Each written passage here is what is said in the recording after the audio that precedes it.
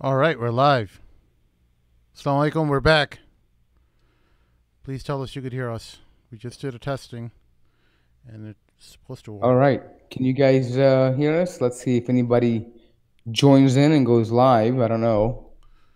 I don't know who's actually going to be tuning in, but we'll have to let everybody get in here, I believe.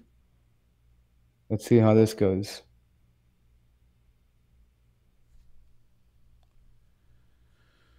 All right, and this is what we'll do. Okay. Hopefully the audio is good now. Yeah, I'm just. Yeah. Can you guys hear us okay? Can you hear me and can you hear Sim? All right. Yeah, we've had some audio difficulties where we'd appreciate if you guys provided some feedback.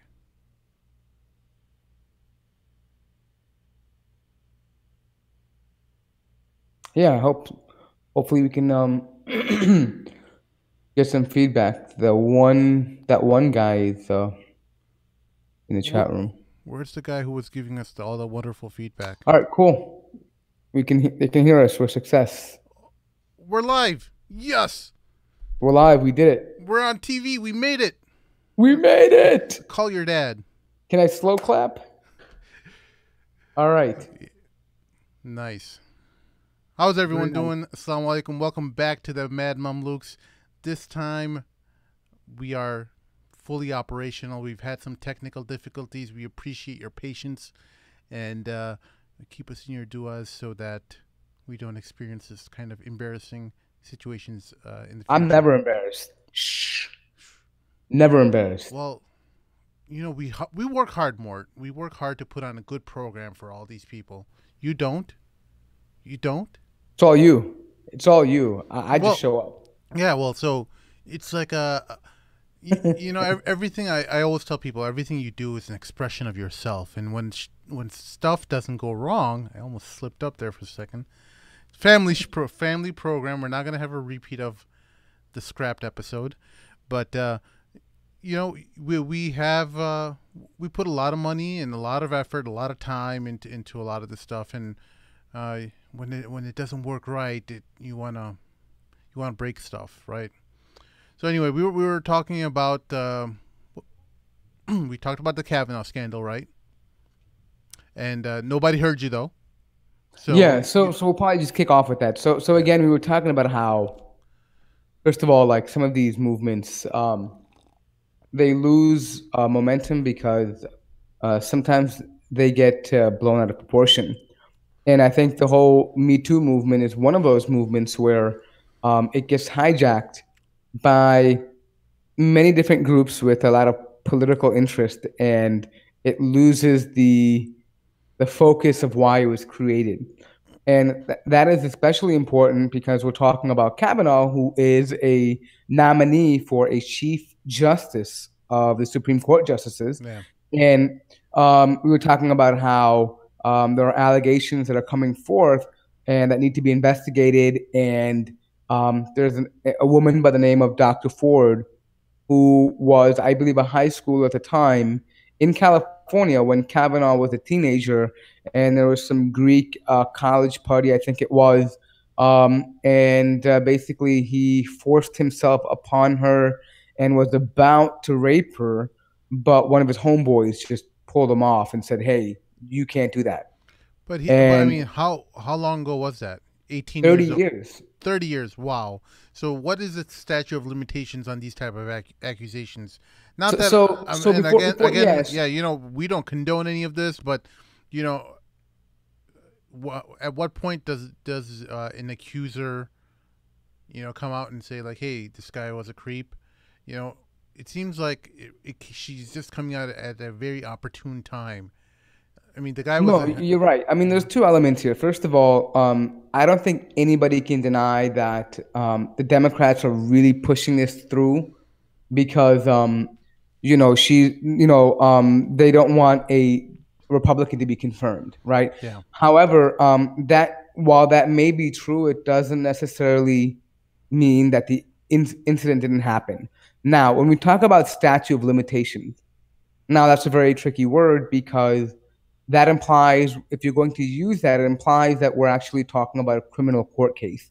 And what I think the viewers need to understand is that when you have a Senate confirmation hearing, it's not a federal, I mean, it's not a criminal court case. And what that means is there are no judges.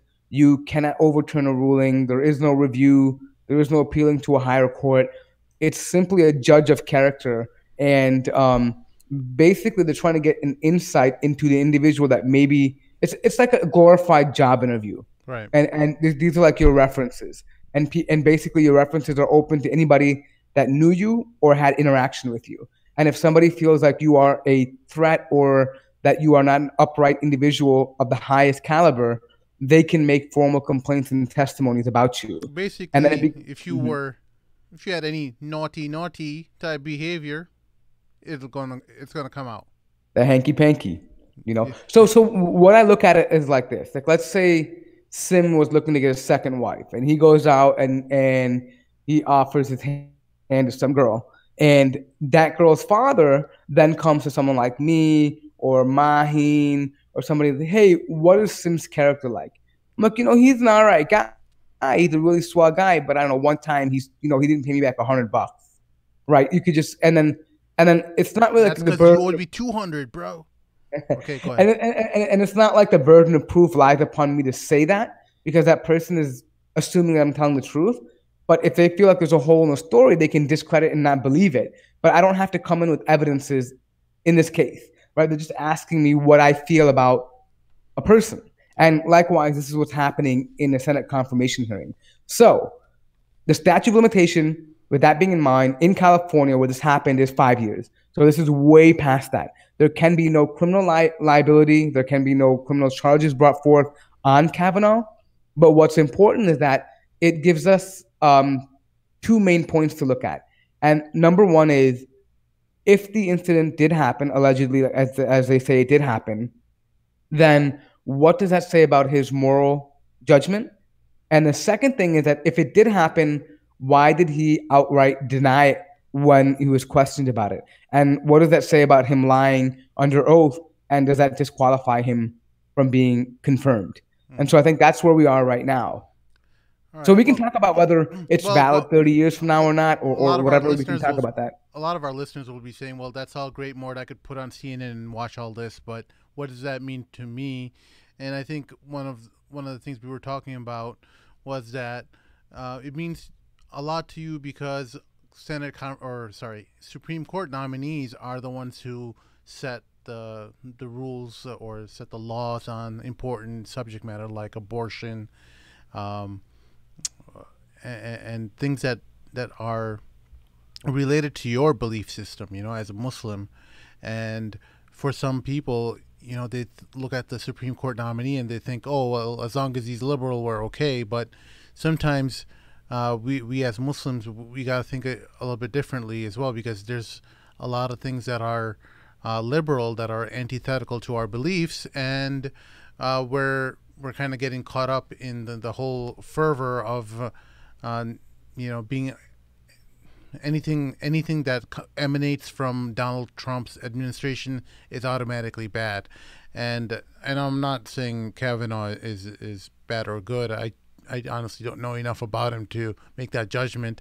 I think there's a lot of rhetoric back and forth right now, and until you actually have some of the facts straight, I'll hold my judgment until then. But I think it's important that we figure out what we actually stand for and what we're actually looking for as Muslims from a Supreme Court nominee. Is it just that anything that comes from Trump will be automatically bad, or will there be a Supreme Court justice that can actually be kind of fair? And I think the last one, Gorsuch, he's actually he actually is a middle of the line type of guy. He's not overtly super conservative. So a lot of the liberals were actually kind of happy generally with him. Yeah, so generally what happens is when you look to appoint a chief justice, they generally try to pick somebody that is going to be in the middle, so that the Democrats can confirm him and the Republicans can confirm him. The reason why Kavanaugh is important in this nomination is because he's going to be the tiebreaker. Right now, it's pretty evenly split between Democrats and Republicans, Right. right? And so this was unprecedented that one of the Supreme Court justices was going to step down. That's This was right. not a planned event.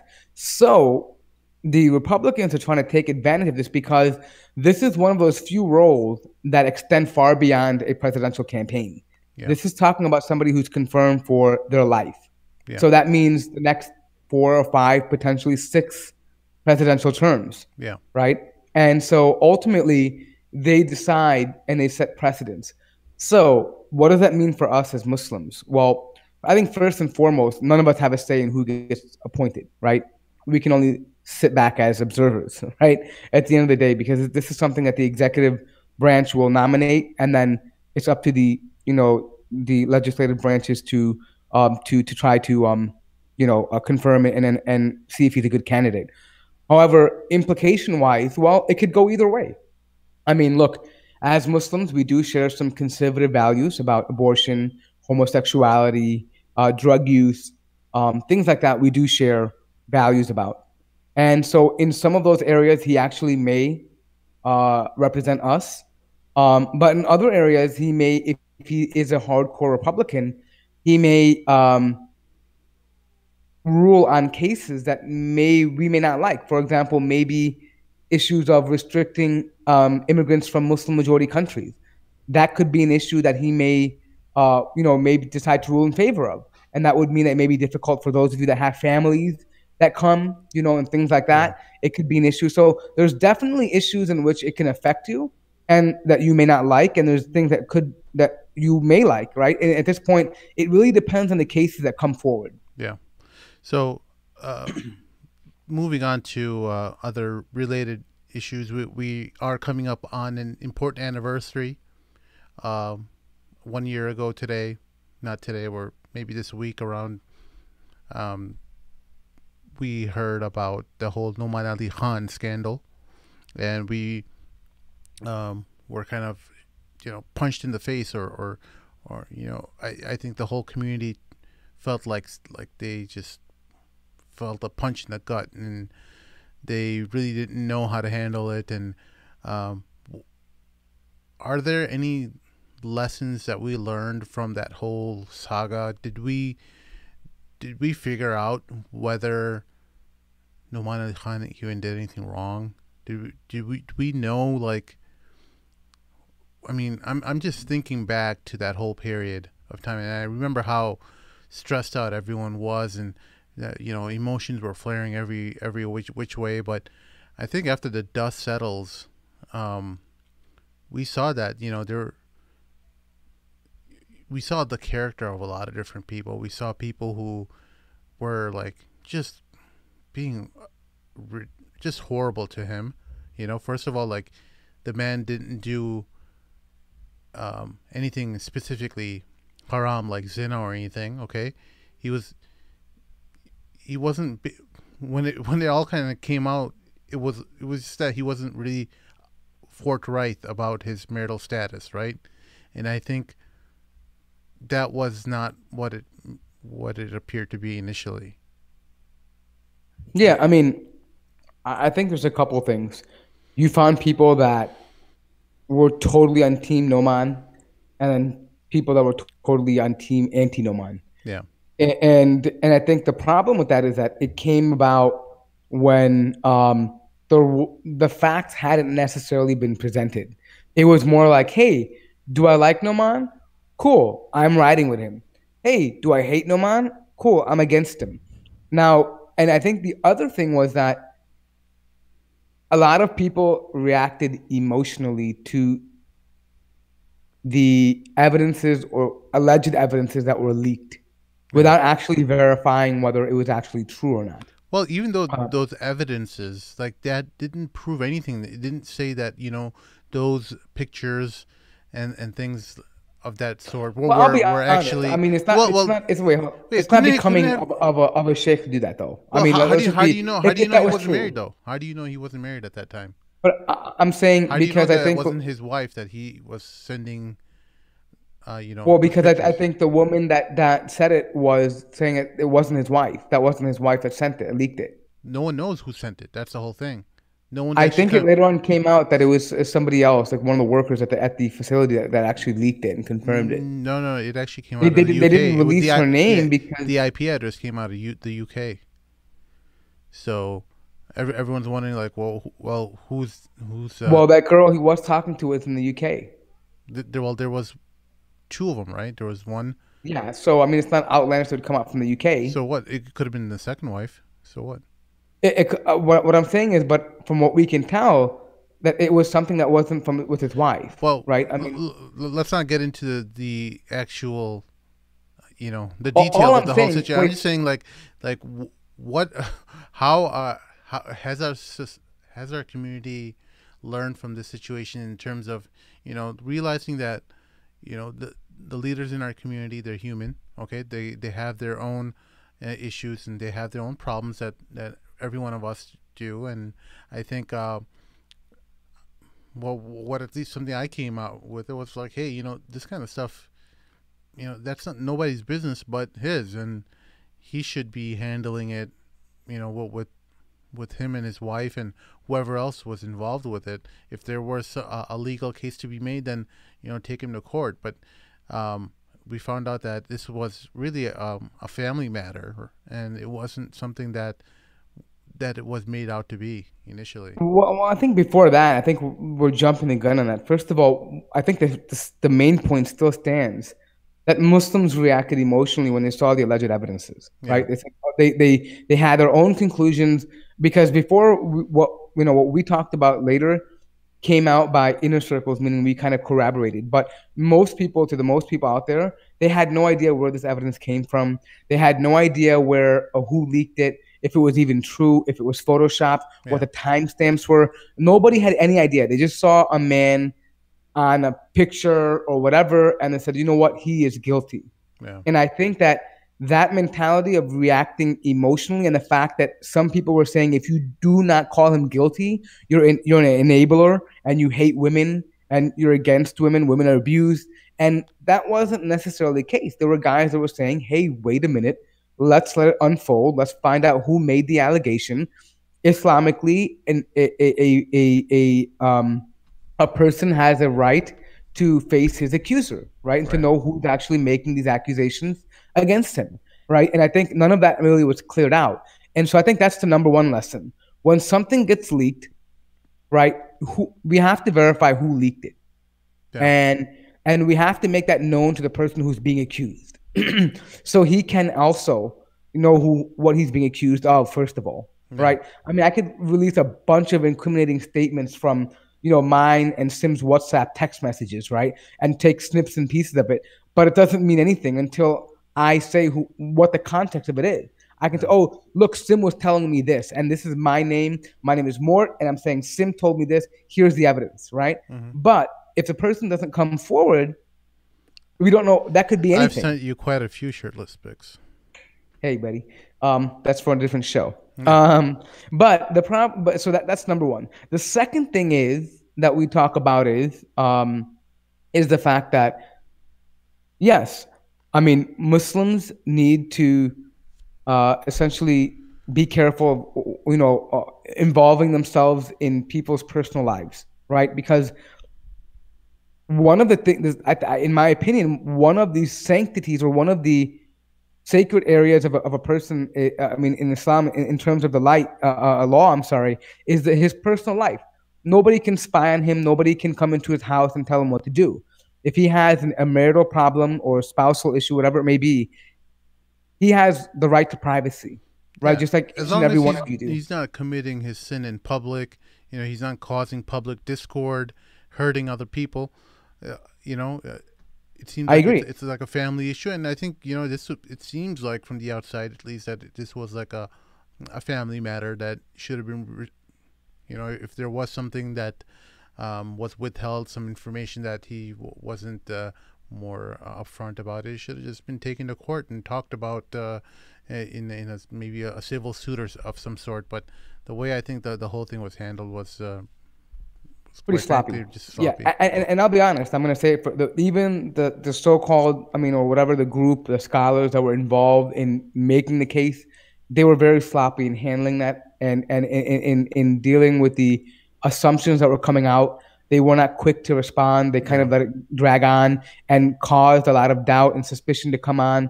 Right? It just wasn't handled professionally as Muslims should do Yeah. with one another. The other thing is. The other thing I want to say is, bottom line is that Muslims need to stop putting da'is and scholars on pedestals. They are human beings. They're gonna make mistakes. They're like you and me. They have red blood, they urinate, and they poop, right? I mean, they're just humans like me and you. They Yep. have brains, and don't forget, men are men too, right? I'm not justifying if it was true, whatever. All I'm saying is that Allah has created men a certain way, right? And if a man wants a second wife, or if he catches a glance, right? This is something all of you guys do right now. Don't you dare tell me that none of you guys catch a look here and there or have a desire for another woman, because if you do, I'm going to call you on your BS, Yeah. right? And so therefore, the bottom line is that treat them as human beings. Do we hold them to higher standards? Absolutely, we do. But then again, we know that scholars after the Prophet are the ones that are tested more, right? Yeah. After than the average person. So their fitna, their test, and also keep in mind, right? Bottom line is, look, I'm gonna keep it 100% here. Oh boy, here it No, comes. I'm saying if I was a scholar and women are throwing themselves at me, dude, I would pick a new one every day. I mean, it's just, how do you stop that, right? I'm a man at the end of the day. I'm a man, and God created me a certain way, and maybe I'm a different kind of man. Maybe I'm not like your husband or your brother or your father, but I'm a man that loves women, and and it's a fitna, right? So God for bless you, him, Mort. God bless you. I'm just saying. I mean, I'm not saying it's right. I'm saying it's one of my faults, Yeah, right? It's no, one of my faults why as is a that a human being. fault? You were born that way. I mean, No, no, no. that's. What I I mean mean, is you were that made. You were if built I that can't control way. myself, no, no, no. What I'm saying is, if I can't control myself, if I were to Oh, fall into that, that's oh, my I fault, see. right? But I True. mean, the fault that I'm attracted, no, it's not a fault of that. I'm just saying that, you know what? Hey, I love women, dude. And if I fall into a mistake, that's my mistake I made. But it's not like any of you guys don't have that same problem. You guys may not act upon it, or you may not maybe just have the opportunity, maybe, right? Because let's be honest, most of the guys don't have an opportunity to be on that platform and to have women throwing themselves at you, right? That's And, true. and I think that is the next topic. Women also need to be held responsible on how they interact, right? Along with men. Men Well, need to also do, but women know when they're flirting, when they're playing with their hijab.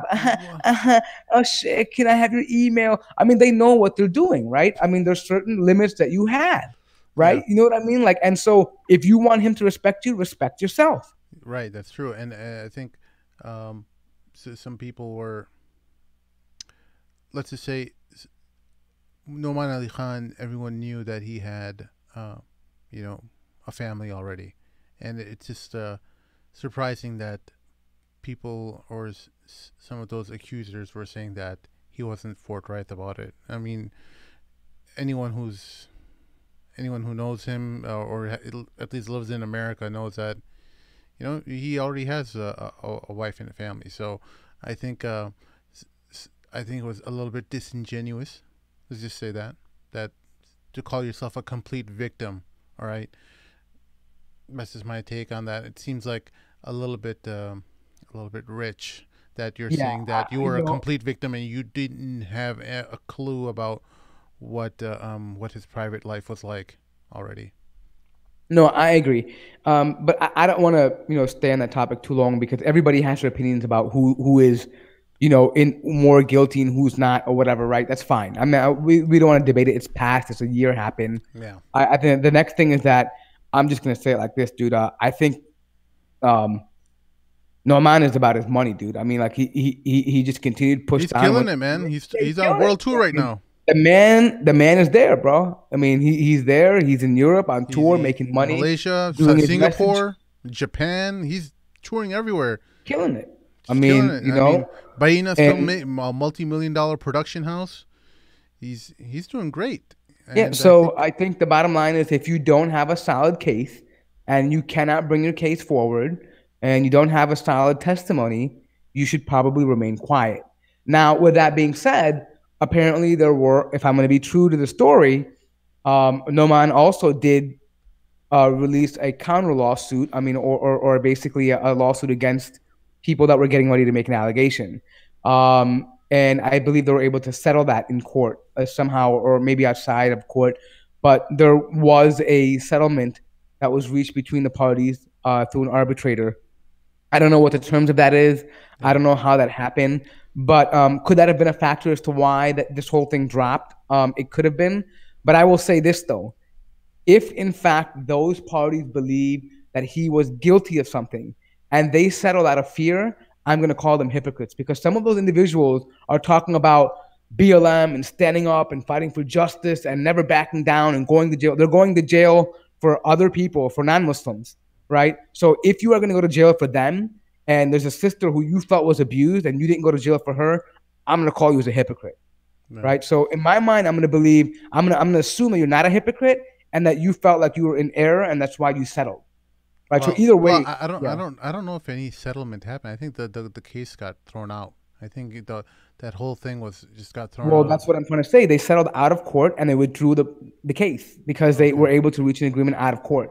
Okay. When I say settlement, I don't mean like money wise or I don't know about all that. What I mean is they were able, with an arbitrator, to settle it out of court and then withdraw the case. Does that make sense? I hope so. Anyway, what else is going on? We have Khabib and Conor about to go at it in a week or so. The wolf, baby. Now, if you guys are not following MMA, listen up, man, because y'all need to get informed, because there's a Muslim brother who's extremely talented. It's not you, Mort. It's Habib. He's from Dagestan. Dagestan is a former Soviet. Well, no, it's part of Russia right now, but it was a land that was trying to fight for independence for a long time and ended up getting swallowed up by Russia. And it's primarily a Muslim land, and there's a lot of great UFC fighters that come out of Dagestan, and one of them happens to be this little hurricane named Khabib Nurmagomedov, and he's amazing. He's going to be fighting. He's going to be defending his championship belt against Conor McGregor, who is a spineless coward who uses all kinds of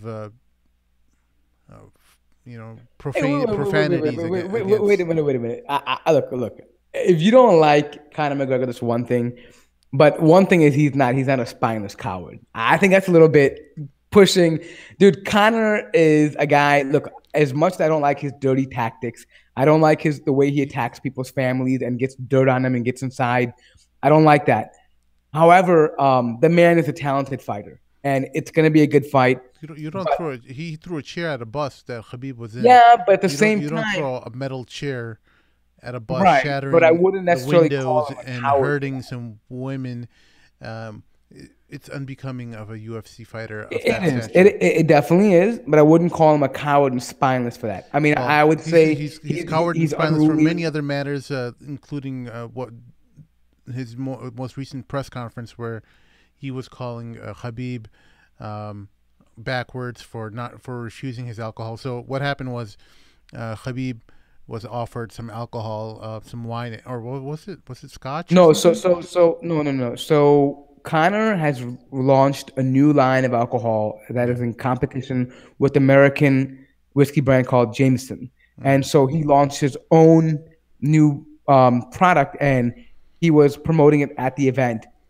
And he was all about drinking.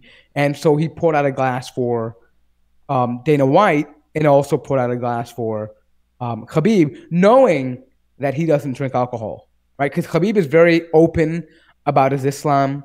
Yeah. And I think anyone knows a nuance about Islam knows that Muslims don't drink and eat pork, right? So they know that about them. But he intentionally slides that glass over and tries to give him this new alcohol. And I think he knew what he was doing. It was a total douchebag move by Conor McGregor. True. But I will say this, though.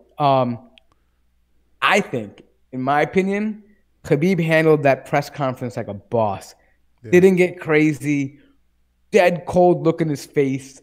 I mean, it was about his business, about the paper, man. I mean, bro, he didn't even flinch. He kept asking him, "Why did your man not respond when I slapped him? If I Yeah. slapped him, why didn't he? Why didn't he respond to me? Like, what kind of men do you hang out with?" And I Oh think that man. was great. And one of So the so great. no, give the the backstory. So the listeners, Okay, because a lot of the so listeners don't watch MMA. so why don't you go ahead and tell it? Because I don't know all the little details. I know So some of it, but I don't apparently, know. what happened was something from a little scuffle happened between Khabib's entourage and Conor McGregor's entourage, where one of the guys from Khabib's entourage ended up smacking Conor's guy, and Conor threw a fit about it, and he went. He all he did was just smack him or something, and he didn't. Nothing else happened from it.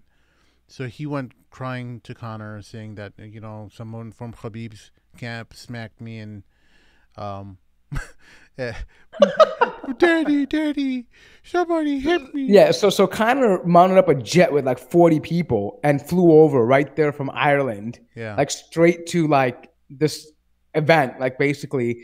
And then and to be honest, Dana White told Khabib that, oh, we're going for the event, so you can only bring one person with you. He didn't even have his entourage with him. So it's him and one of his homeboys. And then here comes Connor with like 40 people trying to get everybody off the bus and fight them. And they can't leave the UFC's telling them don't get off the bus. And Khabib's like, I'm trying to keep my contract, right?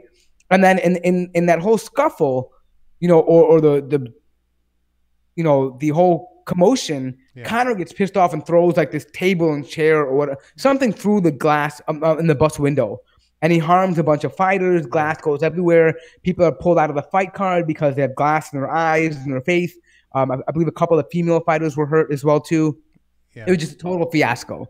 And Dana White, Conor had to go to court for this, for this where assault was, whatever it was. I think he got like probation, but anyways, whatever it was. He but ended up getting just probation out of it, right? And it's a community yeah, service. I think fine and community service Yeah, probation, like something a like. couple weeks Yeah, of community service.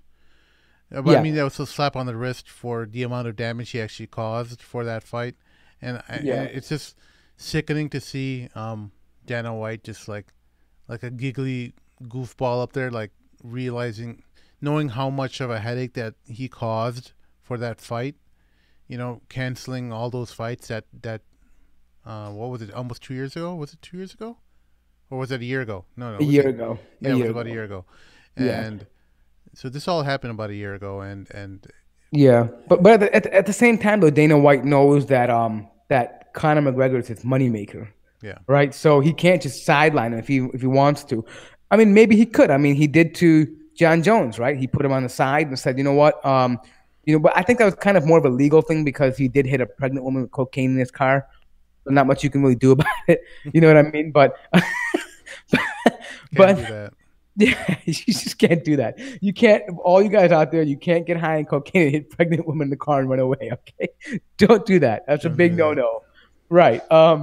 So moving right along, but I think Dana White knows that there are limited stars right now in the UFC that are really reigning, and that is Conor. He's a big star. He goes through multiple divisions, and he was holding 2 belts at one point. So big name, big star, big money maker. He fought Mayweather, made a lot of money, brought a lot of attention to the UFC from traditional boxers that had nothing to do with UFC before. We're not fans, so you can see there's a lot of money on the line. But going back to the entire press conference for the fight, do you know what the highlight? Where I thought Habib came back pretty well. Remember how when Conor was talking to him about how he's a sellout to Dagestan and his dad's a sellout, right, and all this stuff, and Yeah, we Irish, we fought, and you guys couldn't fight back, and you yeah, guys didn't resist. Like you guys fought little old United Kingdom when back in the 1800s or whatever, when they only had yeah, little these muskets. people. Never mind that part. Yeah, Okay, but the funniest thing was all Khabib goes is, then what happened to your Celtic language? Like, what do you speak? You speak English. You don't speak your language. And that was like R.I.P. Conor, you're done. Oh, Knockout KO. Like, you're bragging about your Irish history, but you speak English. You know what I mean? yeah, Like, you're in English. Your tongue is English essentially. yeah. And so I think that was so brilliantly put forward that it kind of just like you could tell it got him pissed off. And I personally don't think that Conor was in his right mind. Something is not right No, in that man's without a mind. doubt, he was drunk. He was Yeah, drunk out of his something is mind. not right. And also the other thing was, if you guys saw during the face-off, Khabib was a beast. Like, didn't look down, didn't move, didn't flinch, stood there like a boss. And I counted, Conor McGregor looked down 4 times. I've never seen Conor look down at all in any press conference ever. Did you see him call out that reporter? The reporter says, "Assalamu alaikum, Habib," Oh and yeah. then he proceeds to say, "Oh, Connor, congratulations on your whiskey." And then Habib goes like, hang on a second. You can't say assalamu alaikum and then congratulate whiskey." I Man, felt like that was a Salafi like, moment. I'm oh like, man, yes. that was hardcore, dude. Like that was like I think Sheikh Rabia Madkhali would have been happy with that if he saw that press Oh conference. man, that was epic. Yeah, it was very epic. And you know what though? I think it's an Hey, awesome bring your testimony. microphone down. Oh, okay. It's an awesome testimony to his principles, right? And Yeah, that goes back to even before where he threw away a major fight because Ramadan was there. yeah. And he says, you know what, Ramadan is once a year and UFC's all the time, right? So I think this just goes to show that he is a very principled individual, Yeah. and he really believes in act. I mean, what he believes in. He actually carries out his actions. So it's amazing to me. I think he's a great all around individual. I think he gives a lot of good, you know, um, He's just a role model that yeah, that in a sport that is really desperate for a role model, especially for at least the Muslim world. We're looking for some role models who are actually practicing Muslims. I mean, over here in America, we have DJ Khaled and who else? Uh, I mean, there's a lot of people who use the Muslim name, but DJ Khaled just running on there saying trying to be Jamaican half the time. He's like lion, like running around screaming about Jamaican lions all the yeah, time. So I mean, I don't really think we. I mean, apparently there's very few Muslim people who are in the news that really give a sense of identity and represent like their Muslimhood. For example, like I don't know who is I think the Olympic woman was the last well, one. Really? yeah. Well, what's her name? Ibtihaj or Ibtihad. yeah, Ijtihad. I think it's Ibtihaj or No, no, it's Ijtihad. no, No. no, it's like Ibtihaj. I think it's IB. I think we're gonna have to look. Istidal. Istidal. Did you look it up? Istidal. Does anybody in the audience know what her name is? No, Oh, there it is. Ibtihaj Muhammad. That's the name. All right. Yeah, that's the name. oh, Yeah, I was pretty right. I was right. Not Ijtihad, you goofball. I think you're I think you're a sexist. Anyways, so look, let's oh mashallah, Sheikh Sadiq Rahman are there any did questions? Hajj with yeah. So here's the thing. Okay, so first of all, well, let's go through here. First of all, Salafi feminists brought up a good point. Is boxing and MMA even halal? Right? So I'm not a scholar. I'll just tell you like this. I don't know, but I like it No, and I no, watch I it. know. I've heard multiple scholars say it's haram, but I know there are opinions that are out there that have also said that it is halal. But striking the face, without a doubt, there's multiple hadith about it. I don't know if multiple hadith, but there are hadith about Well, what it it has being to do with it is its the fact that the impermissibility. face is part of حقوق الإنسان. So meaning Yeah, that the face is something Allah has honored. كرمنا بني آدم. So you shouldn't, unless you're fighting someone in actual war, you should avoid hitting somebody in the face because it is something which Allah has honored the human being with, meaning the yeah. brain and the face. Mm. So I don't think we're making the argument that MMA is halal, but it is one of my pastimes, and I'll just have to answer for Yeah. that. Yeah. So moving past that, why did I say the Salafi comment? Well, because it was more of like, We love selfies, by the way. It's yeah, not like and I don't hate them. I'm just saying it's more like, enjoying the good and forbidding the evil type of thing, where he just laid down a smackdown and said, no, we don't do that, yeah, and yeah. so I was just nothing. wondering what exactly anti-selfie thing you said, and No, yeah. no, he said, why did I relate that to the Salafi moment? Like, meaning, why Oh, did I say just it's a because he's moment? just hardcore, you know. I mean, Yeah, yeah, that's actually something that I actually like about the Salafis. That yeah, they're yeah, very yeah. principled, and even though one of our friends, Dr. Shadi Al Masri, he's a very prominent Sufi sheikh out of the East Coast, has something that's an amazing quality about about the Salafis is that they're very ardent, and they have a firmness in them that this is who we are, and you know Yep, this is who we are, and you like it or not, this is you have to accept us for what we are. yep, And yep, and that's what I meant. But okay, yeah, no. So there's no pun intended here or anything like that. It's just simply my lingo, and maybe some of you don't. Sim and me will have these conversations because we just grew up together, so we kind of get each other in that way. So it's just lingo that we understand. It's not meant to offend anybody or to call anybody out. It's just one of our goofball moments. So don't take offense. yeah. Nothing intended.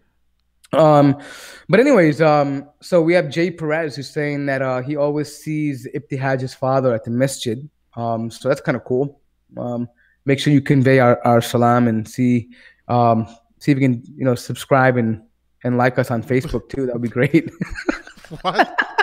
No, you, I don't think you want to listen. We don't listen. No, I just had to be goofy. Sorry, guys. I'm look. This is off the cut, guys. So you have to understand this is how we normally talk to each other. So this is supposed to be fun. Yeah. So Well, we don't don't think this is going to we're be not necessarily educational. looking to create like an audience of every single maniac. We don't want to be, one of those 300,000 to 500,000 subscriber channels. But we like having our own little cocoon of friends, and we might be upset with each other a little bit, but at the end, we're still part of Team Muslim and Team Practicing Muslim, right? Not one of these other degenerates out there like what's it called? Amani Khatab is. What's Oh his my God, dude, Muslim this girl? woman is getting. You know what? Here's a little inside secret. So 2 years ago, Isna, um, she actually handed us a card, and I was considering bringing her on the show because we were at this time. So 2 years ago, Isna was when we actually launched. We had a debut at a main Muslim event, and And at this point, let's give the listeners some context. We're pretty new to the Muslim scene in the sense that like we're still figuring out who's who, and okay, we don't wait a know minute. any. Before We don't know a before you whole go lot there, about. let's Yeah, let's go back even further. yeah. So keep in mind that me and Sim have always been around kind of Islamic circles, but after a while, life takes up, and it gets busy, and you just kind of pull back a little bit. So for like 3, 4, 5 years, we literally had no idea who's popping on YouTube, who's famous, what the new blogs are. I mean, we knew the core scholars, right? We always were in touch with them, we knew them, but like the rising When we stars. got out of stuff, I think the biggest thing was like Muslim Matters was pretty, at the Al top of its Maghrib, game, Muslim and Al Matters, and Maghrib, yeah, yeah, right. And there was Zaytuna, like many different institutes, like Aris, and there was American Open. I mean, there were so many different things that were going on, and it was headed in the right direction. But and we're um, like, you know what? It's time to retire, Mort. We yeah, did our part. Let's play some video games and call it a day. yeah. So just so you know, I was one of the 4 or 5 guys that originally met with Yasser Qadi down in Lafayette, Indiana, that was going to bring Al Maghrib to Chicago. So I felt like, you know what, after they got here, and I'll be honest, I had a little ideological split with them later on. And I decided, you know what, I think I've done my part. I'm going to pull out. I'm going to just, take a back seat and just kind of kick it now, And so, we just kind of did what normal everybody else does, just video games and hang out and whatever, Watch just mind my football business. and yeah. Yeah, the normal stuff, right? And then so anyway, so now we decided, you know what?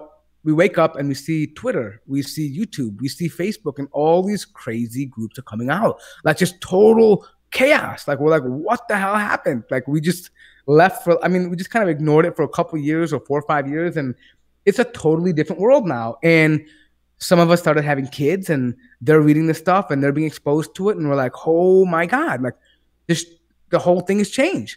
So let's get back into it and see what's really happening. Let's see who's actually credible to listen to and to actually influence children and the up and coming youth. And we just didn't find nobody. Like we just really didn't find anybody that had a real balanced voice. And so we decided to launch the Mad Mamluks because we would talk about this in our basement conversations. Anyways, and then so that brings us to what Sim was saying. Go ahead. So fast forward. Yeah. So fast forward to 2 years ago at this time, we saw, well, I've heard about Muslim girl or whatever a couple times from my wife, and she's like, oh, there's this. I don't think she even read their blog. She's just like, hey, you should go talk to her. She's got a pretty popular blog, and I'm like, okay, cool. Like, there's at that point a lot of the sisters who are our listeners were saying like, hey, you should bring some voices on that are female, and I'm like, okay, cool. Maybe this is one of those opportunities.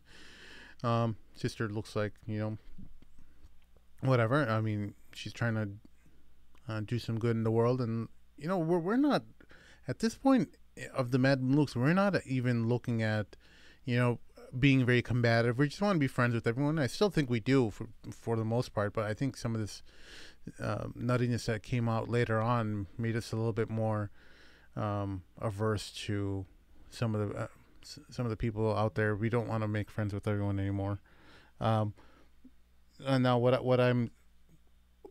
happened was, so me and Mort went up to her and we approached her and we said, hey, we heard a lot of good things about your blog, and we'd like it if you came on our show. And she was pretty cool about it. And I mean, there was nothing wrong with that interaction. It was just like, we were friendly towards her much earlier on. We didn't make any assumptions about, from the way she looked like or her blog and in its nature. It's until more recently we started seeing a lot of this, associations with Zionist organizations, and also with the LGBT community. There's been a lot of partnerships that are happening, and I think this has given a lot of us some pause and we really want to step back and look at whether we actually want to be friends with everyone. I don't think that is necessarily the goal of that. I mean, we would like to have a conversation, sit down and ask them like, hey, why are you doing what's the reason behind your actions? But I don't see it being a very productive discussion, because I think they're just operating out of a different paradigm where they're just, it feels right to them, so they do it. They don't really look back to the Quran and the Sunnah as a reference for their actions. They really just go on however they're feeling, and they feel like they want to support oppressed minorities, and so again, it's more of an emotional thing. Right. It's not really something rooted in Islam. It's more of like, oh, I have my own set of morals and principles, and that's fine if you want to do that. But long story short, alhamdulillah, we never thought about bringing her on. We realized that she wasn't a good fit for our show, and we just never brought her. And now I think we're all happy that we didn't bring her on. But Sim, before we get there, or I want to move to the next thing because we have a couple questions. First of all, Jay Perez wants us to interview Sam Harris, and that one guy from there is asking us, what do we think about Linda Sarsour? Oh, again, Linda Sarsour is probably more related to the previous story we just talked about. She's just more of the same, operating from a paradigm of wanting to do good, very emotional in their work. I think, being an activist and all that is great, but if you're not rooted in your beliefs as a Muslim, your activism doesn't mean jack. And I think what's the first hadith we all learn? Can you explain the definition for that? Yeah, so basically, every action starts with the intention, essentially, Yeah, right? so if your intention is going to be, I want to do good because it feels good to me and I want to feel better about my life and it's giving me purpose in my life and I now have meaning to my life, and there's so far no word of Allah and His Messenger has come into play with that line of thought, guess what?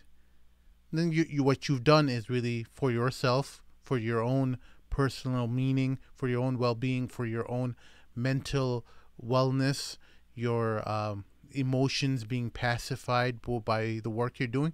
There's many beautiful people in the world, like Mother Teresa types, who take care of you know all kinds of poor people. There's Doctors Without Borders who go all the way into Africa, you know, and they may very well be on a human level very beautiful human beings, but as Muslims we're judged by a very different criteria.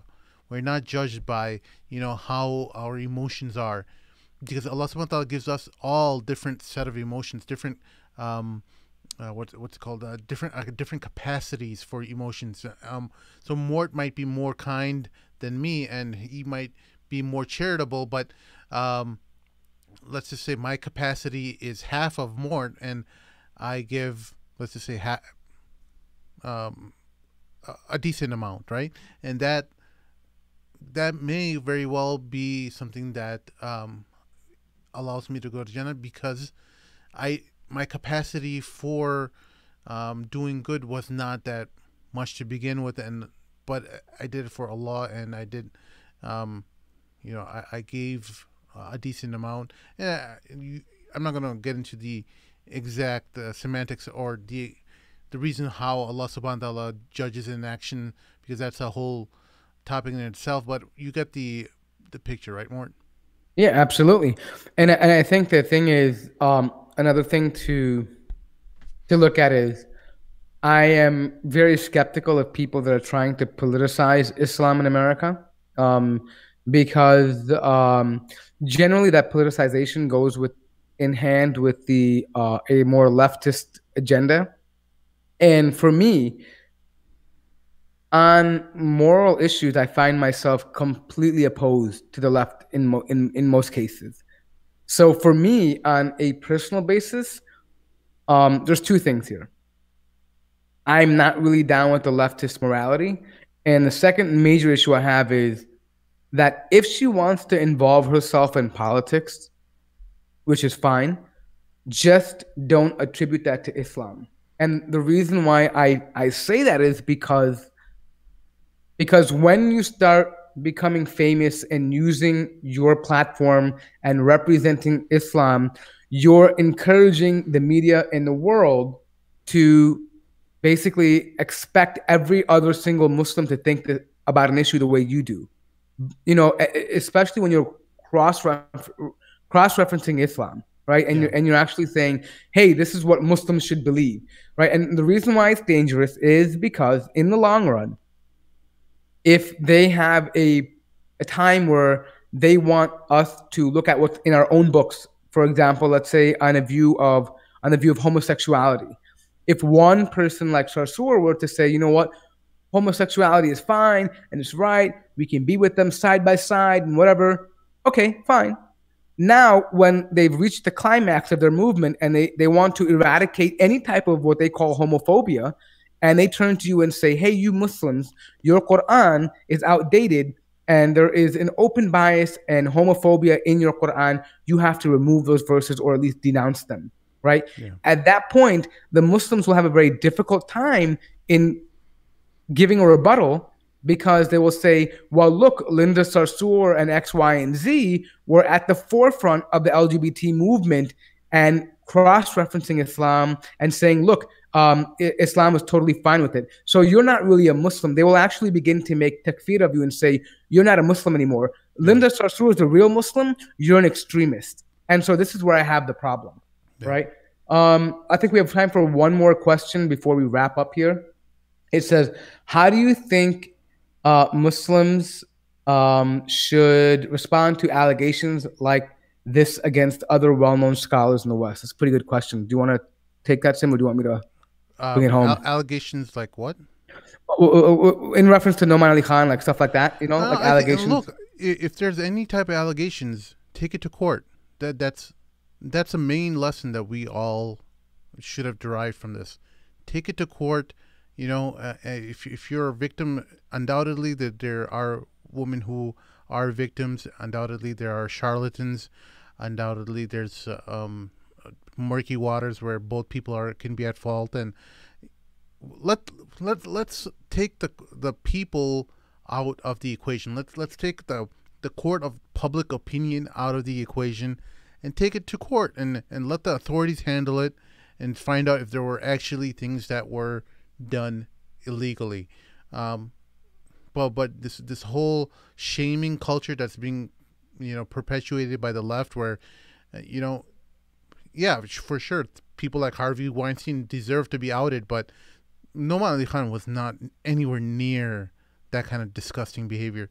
That it just wasn't, and you're deluded if you think he was. And there's no way I can convince you in a short amount of time that that you're wrong on that. Yeah, so I mean, I think the main takeaway is that, look, if there's a crime, it should be reported, right? Let's work within the framework of the law. We want to protect victims of if there's a crime, right? It should be reported if you know of a crime. But the Muslim community shouldn't play the judge, jury, and executioner, right? Let the law deal with them, and then as the facts come out, as the court cases come through, and as the verdict comes out, at that point we can then make our analysis and say, okay, the person was guilty or they were innocent, right? Yeah. But I think by spreading it like a wildfire in the community and being involved in ghiba and namima or gossip and backbiting, it's not really going to solve the issue, number one, and it's only going to make it worse, right? It actually may even prevent the victim from getting true justice, right? Yeah. So yeah, you have to be careful. Yeah, because again, that when you look at how everything came out in that time, that it makes me sick to my stomach about, like, people were coming out with half-informed opinions. They didn't know the whole picture. They read a little bit, they heard a little bit, and I still to this day hear about just regular Muslim people who just don't even know exactly what happened, and they have like half the picture in their mind, and it's just a horrible moment of a horrible snapshot of the Muslim community, and it just makes me sick. Yeah. So a couple takeaway points from that, basically just be, use common sense. Yeah. Put aside your emotions and wait for the facts, right? So before we kind of wind down here, Jay Perez is really insisting that we interview Sam Harris or Jordan. Oh, look, Sheikh Amr is in the text. Oh. We don't know you. This is not your hour, Amir. Go away. No one likes you anymore. Yeah, no one likes you anymore. No, you missed it. We were talking about MMA, but anyways, I digress. So Jay Perez wants us to interview Sam Harris and Jordan Peterson. I don't know about anybody else, but I don't have any problem talking to Sam Harris. I have no problem talking to Jordan Peterson. If anyone can get them on the show, by all means. I'm not a tweet them and tell them to come on the Mad Mamluks. Tell Sam Harris, hey, why don't you talk to your counterpart, your Muslim counterpart, Muhammad Gilan. He is a neuroscientist like yourself, and I guarantee you he will be happy to talk to you any day, anytime. You guys all have Twitter. That's how you reach out to him. And but Jay Perez, I'm going to tell you this right now, though. There has to be. I don't want you to think that by bringing them onto the show that it might even be some type of rebuttal or like fair debate. Keep in mind that there are individuals that have their minds made up and they actually know they willfully are ignorant of certain things, right? So people who have an audience will be more interested in winning the argument and not losing or not embarrassing themselves in front of their audience by conceding on a point. We call it saving face, essentially, right? Yeah. So that's what you think any of our social media personalities that we know will actually admit to anything wrong that they did? I'm kind of proud of our podcast in the sense where we're perfectly happy in saying that, hey, we were wrong about X, Y. Dude, I'm a mess up. I always mess up. we make so many mistakes left and right. We don't come out here, trying to act like we're the saviors, that we know better, and we're going to teach you little people that this is the way for you and your family in the future. So Yeah, Jay we're struggling just with you, just like everyone else, and we're trying to figure it out with you. Yeah, so Jay Perez, real quickly. I mean, the short answer is basically, if you want them on the show, tweet at them. Start a campaign, get attention around our name, so that there is a spotlight that is Muslim run, that will dialogue with you and that will engage you. And we're not afraid to do that. We're open minded. We feel that we are equipped with enough God given intelligence to have a pretty rational discussion with individuals like that. So if you want them to be on the show, tweet at them, create the buzz, and inshallah, if it works, then we'll get them on. Inshallah, we'll have some popular MMA personalities that, because of many of our fans tweeting at them, we can't confirm it yet until we finalize it, but we'll give out some initials for any MMA fans out there. The initial is F and Z. So F as a first letter. Any of you true hardcore MMA fans will know whose name that begins with. The letters that the name begins with. You'll know. First name starts with an F and last name with a Z. All right. Think about it. Maybe put it in the comments. All right. We'll wrap this baby up. Before he wraps it up, though, I just want to remind you guys, spread this on Twitter, #Mad Mondays. We're going to be here every Monday, 8 p.m. Eastern Central Standard Time, and we're going to be live on YouTube to questions. Yeah, to answer questions, to deal with anything, current events, just a casual roundtable and a chance for us to engage with the audience. So spread it on Twitter, on Facebook, wherever it is. Invite your friends, your family, your dad, your whatever. Who cares? Just bring them on and let's have a conversation. Let's talk. Yeah. Make sure you listen. Visit our sponsors. Our My Wasiya. Tell your parents to build a will so that you get your inheritance. Okay. So. Oh wow. Hey, what a shallow guy. Okay. What a shallow guy. All right. Let me just put it. Maybe I don't want Joe upset with me. Let's just say, hey, spread the word about making an Islamic will in the cozy comfort of your home. Easy to a will can be made in 15 minutes. All right, 15 minutes. I mean, go on mywasiya.com. We're going to have a link in the description below. And also we have another sponsor, halfardeen.com. Yes, halfardeen.com is, I think many of you guys know about that, but it is probably the best Muslim matrimonial site I have seen. Private. We had a chance. Yes, so we had a chance to sit down with Baba Ali, and we kind of got the inside scoop of why his technique works, and the fact that it's private, the fact that they actually match you based on real compatibility, like real time. It's not just some random person looking to sign up and see what fish are in the pond. It's very calculated. It's and it's proven, right? And so if you guys are serious out there, you young brothers out there want to get married, or sisters, please, go to halfyourdeen.com. Or halfardeen. I'm sorry, halfardeen.com. Halfyourdeen.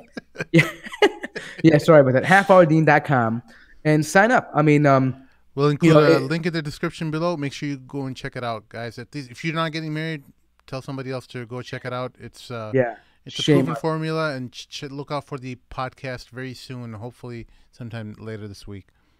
All right. Thank you so much for joining us this evening. Yeah. This is Go ahead, close it out. No, I'm just saying, well, thank you so much for joining us this evening. As usual, every Monday, we're going to be here at 8 p.m. Central Standard Time. This is Mort with my co-host Sim, signing off for the Mad Mamluks. Assalamu alaikum. Assalamu alaikum.